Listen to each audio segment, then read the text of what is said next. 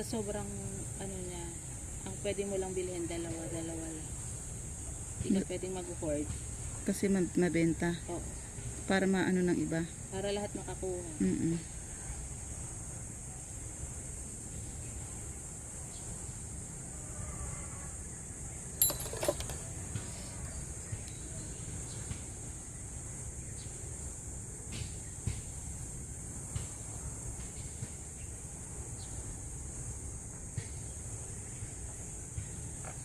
Pero sanay ka naman pala sa biyahe ng malayuan.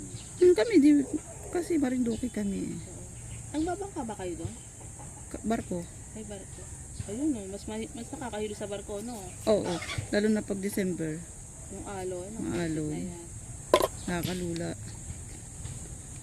Lula ako, papunta kami ng Benguet. Parang ayoko na umakyat ng ano eh. Sa Bulaklakan eh.